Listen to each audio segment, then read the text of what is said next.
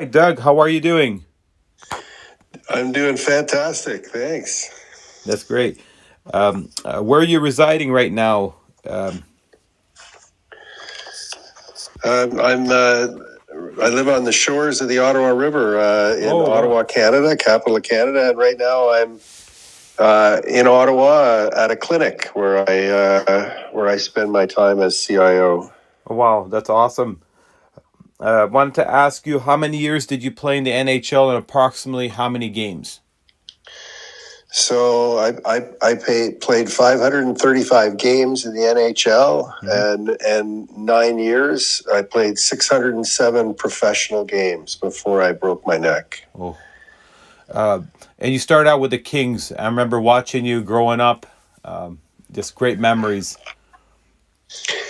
Yeah, so I was drafted by the Kings second overall, behind Dale Howard-Chuck, and I went to LA at 18 years old. The first year of the 18-year-old draft. So I was the youngest player ever to be drafted by the LA Kings, and Wow. I played that first year. I played all 80 games and all playoff games. I was the only Iron Man on the team that first year at 18. Wow.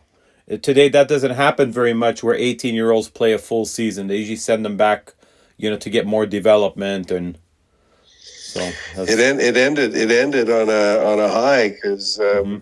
we beat Wayne Gretzky and the Edmonton Oilers out of the playoffs in the biggest comeback in NHL playoff history, and it What still is. the miracle on Manchester?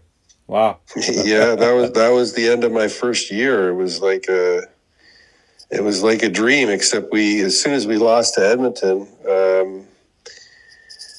we proceeded to lose to Vancouver, to the Canucks. That was unfortunate, and all of a sudden we were out. But it was an unbelievable year. What do you recall the most about that series? What happened that you guys came back? What was the one thing that you could recall that made you guys come back and tie the game 5-5? It was this overwhelming feeling of anger because of how the Edmonton Oilers players and coaches were treating us when it was 5-0 Edmonton at the end of the second Mm-hmm. period. They were laughing at us. They were taunting us. They were calling us. It was terrible. They were acting like really immature, and they were immature at that time. They were all very young. And even the And coaches, which is not very yeah, professional. and Sather was laughing at us, and he was yelling stupid stuff, and so everybody on the team became angry. I mean, it was the fire was stoked by the Edmonton Oilers. You know, it wasn't just about Mm-hmm. the LA Kings that night. The Edmonton Oilers sealed the deal because of the way they behaved, and then they never did after that. You know, they won Stanley Cup after Stanley Cup after that because they never ever once took it for granted. They learned their lesson. Yeah, so Yeah. I take some credit for all those Stanley Cups that Gretzky and Mess and and all the guys won. Yeah. It was Yeah, there you go. I'll take it. yeah. You guys had a big rivalry between you and the Oilers in those days. I think that was the most rivalry team was you guys against the Oilers. Yeah, Besides Calgary. I played 75 games against Wayne. Wow.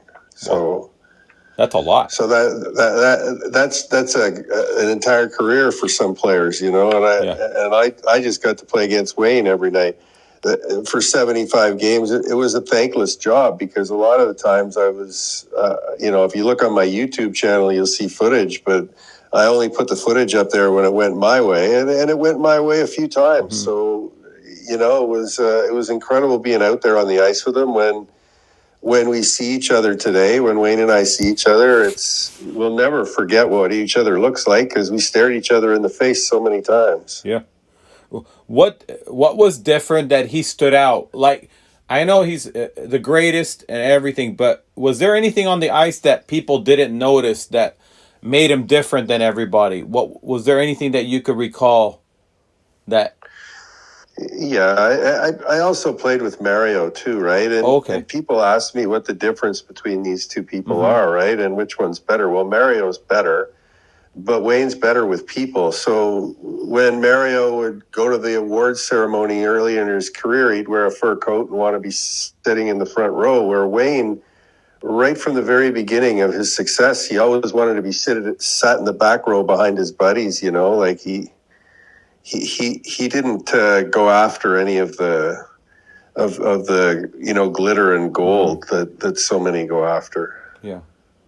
And as far as you never ever got to play on Wayne's team in any kind of exhibition or anything like that, any fundraisers, anything like that? Wayne and I, when Wayne was purchased by the LA Kings, 2 weeks later, I went from Buffalo to Edmonton. Oh, wow. So I was traded to Edmonton, and I started the season with Yari Curry and Simpson as line mates. And I scored the first goal of the season that year. And I came out smelling like a rose, because I had been traded from Buffalo to Edmonton to fill some boots that were way too big for me. As it turned out, there was an expectation that I couldn't meet, and that by Christmas time, I asked Glenn Sather to kindly trade me because I hated. There was 6 guys in the room that wanted to kill me every day I went to practice. Oh. It wasn't a good group around. Like, since Wayne left, what was it like in the dressing room? Were they talking a lot about him at that time when you got? It was a dangerous place for somebody like me, who had fought and beat and every guy on that Edmonton Oilers team, and all of a sudden I'm sitting in the dressing room with them, and Wayne's in LA. Yeah, and that's where I played against them, and it was in LA I played against all these guys, and I went to Buffalo for 3 years, and then all of a sudden I'm in the Edmonton dressing room with all these superstars, And the only thing I could really have fun doing was beating them at table tennis, except for Randy Gregg. I was able to play table tennis at a high level. I still am. oh wow, great reaction for the hockey players and goalies, and table tennis is awesome for reacting. Yeah. Yeah. So I couldn't stay, and Pat Quinn stepped in, and because he had traded me from LA, he traded for me from the Buffalo Sabres and got me back to play with the Vancouver Canucks when Trevor Linden was drafted, and Igor Larionov and Krutov, the first Russians, were coming into the league. I got a chance to play with those guys. It was amazing. Yeah. What was that like to finally see Russians coming into the NHL? Was it it was pretty big news at the time, right? Well, yeah, it was just the different culture coming in, and not only the different culture, but the different culture that existed within each of those players coming from Russia at the time, because there was distinct differences between classes in Russia. Yeah. And you got Krutov, the poor guy comes to Canada and all he does is go to McDonald's because he didn't have McDonald's there, right? Oh yeah. And he just treated himself really, really badly. And then you had Igor Larionov, who was who's an academic, and he'd send half his salary back to Russia, to the small town he was from, and I'm sure he's the mayor today. I mean, he was that type of guy. Wow. So that was the experience. It was just to me. I had seen them in the Olympics, and I had seen them, and the World Championships, and all of a sudden I'm on the ice with them. Come on, I mean, it was insane. And in Vancouver, I got to introduce my wife to Heather Locklear, who was a friend in LA, and that was one of the best experiences of my life, because she just couldn't say anything. It made her freeze. It was the most amazing thing. And you also mentioned to me you were best friends with Guy Lafleur and Larry Robinson. Yeah, I got a chance to play against both of them. It's amazing, and it was Guy's last year, or second last year, and Yeah, we were going. We all got invited to a bunch of guys got invited to Wayne Gretzky's tennis tournament in Toronto and Brantford, and limo picked us up at the airport in Toronto, and Larry and Guy and myself were in the limo, and the limo driver fell asleep on the 401 and spun around and hit the median, and like I don't even hardly remember. We were so shocked, and yeah, every time I saw Guy till he died, and I saw him quite often, and I see Larry still today, and I would always say to Guy, it's good to be alive, Guy. And Guy would always look at me, the way he looked, and he would say, it's good to be Guy. Yeah. Because he always had a lineup in front of him. It didn't matter where he went. You always had to get a break from him signing something. It was just amazing. Yeah. Amazing hockey player. Natural talents. Incredible. Yeah. And let's talk about coaches. Over the years, any favorite coaches that you've had? Well, Pat Quinn was the only coach. I had 5 coaches in 4 years in Los Angeles, my first 5 years. And then they finally hired Pat Quinn, and he was the first coach to ask me what I wanted to achieve. Wow. They've changed since. They're interested in what players want to achieve. Why would you start anywhere else? It was archaic and medieval when I played in Los Angeles. There was times where there was fights set up just to teach you a lesson because you said the wrong thing to a veteran. And in LA at the time, it was pandemonium with the LA coastline and cocaine and the parties, and it was insane. And then the culture in the dressing room, nobody really cared about hockey. It wasn't until Wayne got there that people started caring about hockey. So it was quite a depressed place to be compared to playing in a northern city. So I had asked to be traded, I think, 3 times before they finally traded me over a 2-year period of time. I actually had to go to court and file a deposition against my coach of the LA Kings while I was playing for the Kings, because the Kings and the coach were getting sued by Paul Mulvey, who the year before didn't go out on the ice to fight Semenko. And the coach railroaded him into the minors and out of the league. He probably would have had a great NHL career, but this coach made him disappear. Is that Paul Mulvey that played with the Blackhawks? Correct. Yeah, yeah. He got railroaded by Don Perry, and I was 19 years old, and I had to do a deposition against my coach. Can you imagine? Man. What is that? What does that do for the culture? Not good. Wow, that's crazy. And then you got traded to Buffalo, which was completely a big change in the career, right? In your career, you started. Well, by the time I got traded to Buffalo, I was a healthy scratch in LA, and Scotty Bowman, he traded for me, and he told me when I arrived, he picked me up at the airport. Scotty Bowman picked me up at the airport, and he told me that he'd always believed in me, and that he thought I could be one of the best centermen in the NHL, and I went out the first game for the Buffalo Sabres, and I scored 13 seconds into my first game. And within 5 games, my line, Mike Foligno and Paul Cyr, had 27 points between us, and we were the number 1 line in the National Hockey League. Wow, that's amazing. It had nothing to do with my physical ability. It had to do with somebody telling you that they believed in you, Yeah. And I hadn't been told that in LA for 5 years. Wow. It makes a difference to have the right coaches behind the bench to, know how to push the players and mental part of the game. Well, it's simpler than they think. The human being only wants one thing. It doesn't want stress and anxiety. It wants rest and relaxation. Yes. And they can't coexist. Yeah.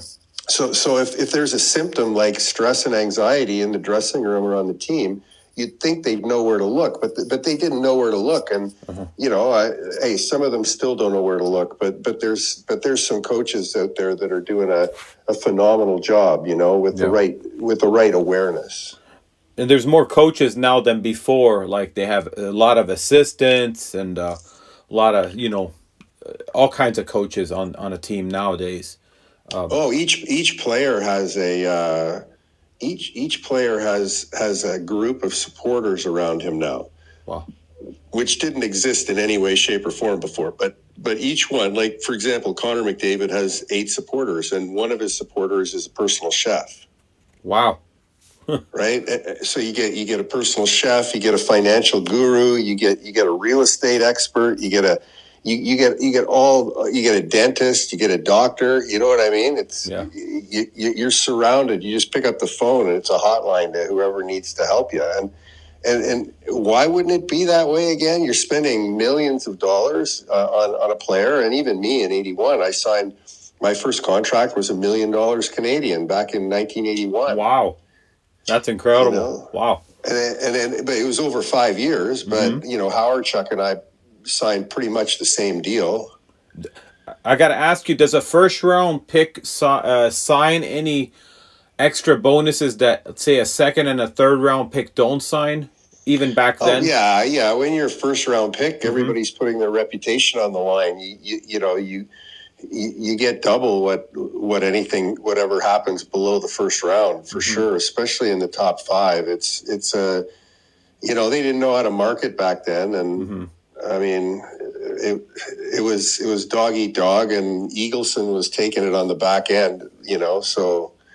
So there was a lot of people who were ripping the NHL off at that time, and the players of the past have paid that price. Yeah.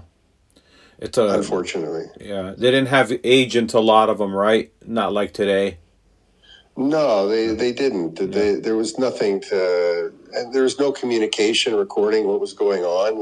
Like if people saw what I saw, like in the dressing room and with things that were set up, like people a lot of people go to jail. Even today, if I talked about some of the stuff, it's a terrible situation. It was a terrible situation, and I'm sure behind closed doors there's still a lot of bad stuff going on. But at least it's not rampant. Yeah, it's like that in any field. I'm sure any any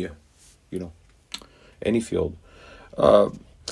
So after Buffalo, you went to Vancouver. Pittsburgh, correct? No, to Vancouver. With Buffalo, then to Edmonton for a short time, and then to Vancouver, and then I was second year in Vancouver, and we weren't going to make the playoffs, and Pat Quinn, got a call from Craig Patrick in Pittsburgh, and Mario had requested that I come to Pittsburgh and play center because he was going to play on the right side. He was coming back off his Hodgkin's diagnosis. And so, like I took a day to think about it and talk to my wife, but it didn't take long for us to decide that, going and playing with Mario Lemieux would be a highlight of my career, and it was. How easy was it to play on his line? Was he able to find you out there with the passes? Was it easier than like a typical player, would you say? Oh, yeah. Both Wayne and Mario, same gift. Wow. Like if you're a fast skater and you just take off and try, they'll see you. Wow. That's the difference between a good player and an average player is spatial capacity, right? Their brain's ability to track where things are at before they get there. Yeah. It's a gift. It's amazing.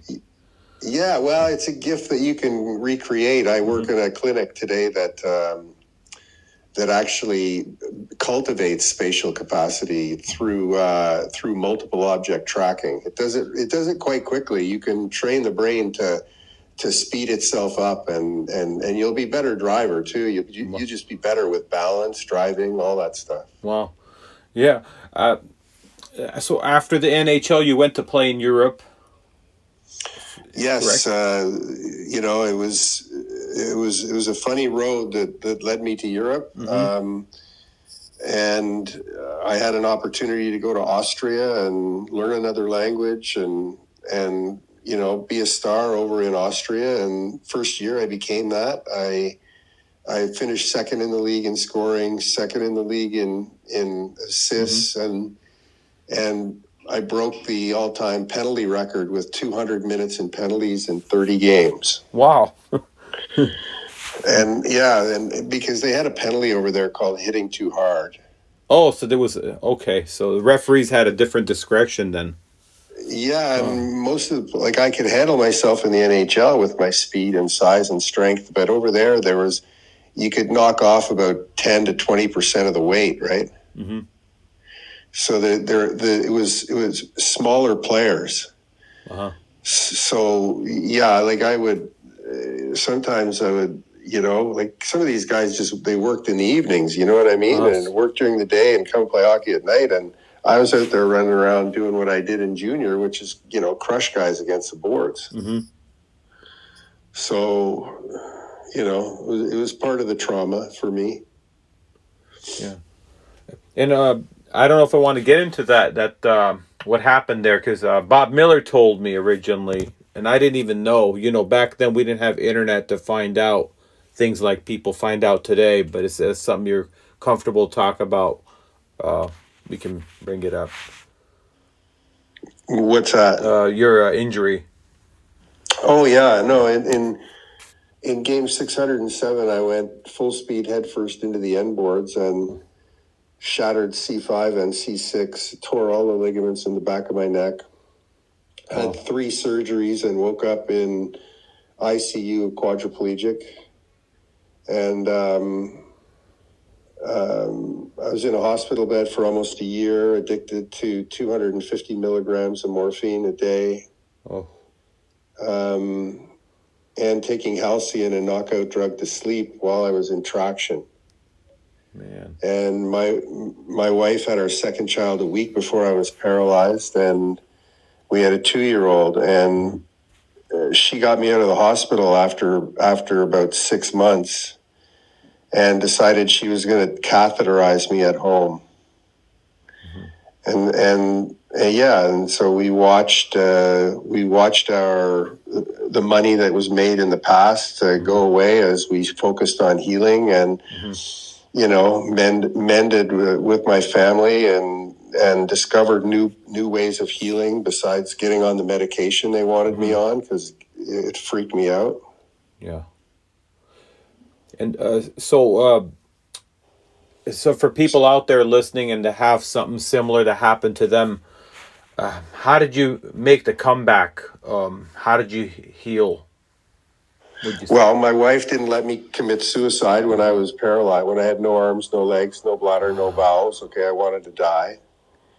And then it became being asleep was the only peace that I could have because every time I woke up and I couldn't feel my body, it was like being in hell. So I'd go back to sleep. So I used my meditation to do that. And then when they moved me to the rehabilitation center, I had to go late at night in a wheelchair down the hall to throw a ball against the wall because I didn't want to break protocol. Right. So to get better at a hospital is almost impossible. Yeah. It's Right. depressing. Well, yeah. And so I used to go down the hallway and sit and, like they put me with people who were way worse than me. Oh. And so I would sit on the floor in the hallway, need help to get out of my chair, and then throw a ball against the wall. And I that's how I started. And today, like if you saw me on the beach, like I'm a freestyle frisbee guy. Like I can do anything with a frisbee. I can play sports again. I have deficits in all 4 limbs, but you would not notice. Wow. How many years did it take to get back to where you are now, and how 13 years to skate. Wow, that's amazing. Amazing. Yeah. Wow. And then I played with the Ottawa Senators alumni for, with guys who had just retired like last year, and I was out there scoring lots of goals with the Ottawa Senators alumni. Wow. Amazing. Amazing. And you run a clinic now, correct? Yes, we have a clinic called Apollo Physical Therapy Centers, Mm-hmm. and we run a program called Brain Champ, which restores balance, conquers anxiety. It's a 16-week program, and people are just lining up for it right now because anxiety, balance, cognitive decline. These are huge issues right now that people are becoming aware that they can fix. Mm-hmm. And They don't have to be on a downward trajectory all the time. They can take their brain and their anxiety to relaxation and feeling better. So that's where we're focused, and that includes physiotherapy. It includes functional medicine doctors, to be able to assess your central nervous systems properly, right? mm-hmm. Because the central nervous system is in charge of everything. It's in charge of your physical, and it's in charge of your psychological. So Mm-hmm. so you might as well get your nervous system in shape. And to do that, you got to measure it first so that you can see the improvement. And we do that over and over and over again at this facility. How old does age matter, or any age? No, any age is great because you know what? Recovery Mm-hmm. and performance, extremely high performance, is all on the same spectrum, right? So Mm-hmm. what helps the brain recover after a devastating injury, and what helps the brain score on a penalty shot in the NHL is exactly the same process. Wow. So we're able to help people heal their central nervous system with the same process as we would give to Connor McDavid to effectively grow his spatial capacity. Wow. And this is all research based out of, the University of Montreal, like different universities. Like we're working with the leading experts, because I played in the NHL, so I'm a bit of a lightning rod. You know what I Mm-hmm. mean? Yes. Like if anybody that's listening to this show wants to hear about the latest in high performance, I mean, the stuff that the military is using, the Air Force is using, it's all here now because we understand so much more about how the central nervous system works. This is just the beginning. It's going to spread. It's going to spread like wildfire. Wow. And can people from the United, because I got a lot of people from the United States listing other countries, can they come to your facility if they need help, or is it just it's hard to get in if you're from another country? Well, we can guide them, and we can plug them into three-dimensional spatial capacity Mm-hmm. building, like on their computer. Like, the thing about the brain is it needs three dimensions to do it properly. So we provide, as soon as you get our subscription model, you plug into the technology, the same technology that the U.S. military is using, that the Canadian forces are using. Wow. You don't they don't So have to go there. They can be at home to learn to do this. Or yes, they can. They can okay. be at home for that, and they can come into the clinic or find a place that has the balance technology Mm-hmm. and the all the different tests and measurements that we do. We do 5 different measurements. We do bioimpedance electrical analysis, Mm-hmm. which measures your body composition, your hydration levels, your cellular health, which identifies how stress and anxiety are impacting you. Wow. We go to Pro Balance 360, which evaluates your balance and coordination, and it pinpoints the weaknesses that affect your stability and increase your risk fall, Wow. your fall risk. Then there's the Pro Adjuster SRT assessment, which analyzes your spinal alignment and function, identifying tension, misalignment that can exacerbate anxiety, balance, and pain. And then we do grip strength, which tracks physical and central nervous function and dysfunction, which is critical for overall health and balance. Wow. And then we do a movement assessment, which examines how your body moves. And then a neuro tracker assessment, which is technology that measures, it's a cognitive training tool that improves mental focus and clarity. And we treat people with pulse PEMF, which is pulsed electromagnetic field therapy, which what it does is it calms the central nervous system and allows you to relax better by pumping pumping electromagnetic waves through your body, the same waves that mirror what the waves that affect your brain's functioning. My other question: does insurance companies cover this? If someone Yes. asks, okay, it's good to know. And how would they find you? Is there a phone number and a website? Yeah, well, you can go to Apollo Physical Therapy Centers. And they'll find everything there. Okay. Yeah, Good to Apollo know. Physical Therapy Centers in Ottawa. Wow. Is there any places in the United States that have the same thing? There are this technology that we're investing in here comes from the United States, is approved in the United States, but we're putting 6 pieces of technology in place where you have to cherry pick, go to one place, can go to another place. So we're putting this technology, all of this technology in our facility. So it's probably easier for people to come from out of town to see us and then plug into the technology they need to help them get better or to increase their performance. Okay. It's good to Makes know. sense? Yes. Okay. Yes. Yeah. Thank you. Thank you for all that information. It's amazing what you've accomplished to make the comeback. That's awesome. It's awesome to hear. Well, we got to keep doing it, right? Yeah. Like we age, right? So Yes. my goal, what I want to achieve is I want to take a bite out of aging. Work on Yes. longevity. Yes. You can. Nothing's impossible. Everything's Well, possible. if the technology is showing us that in the lab over and over and over, and we don't believe it, or we want some, sophisticated government, department to tell us it's okay, then you might not get better that quick, right? Yes. Yes. Yeah.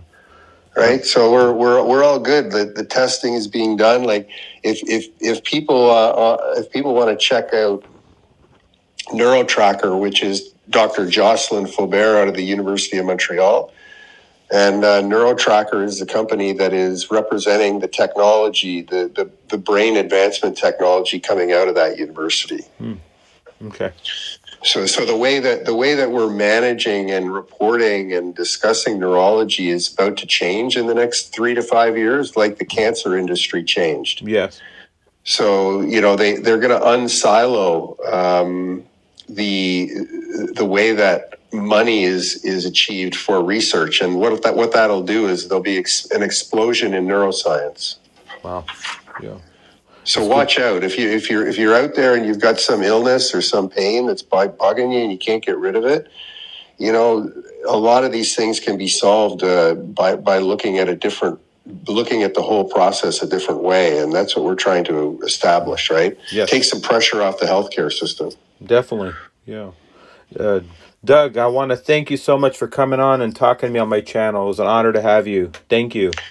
Well, thank you very much for having me, and everybody have a wonderful day.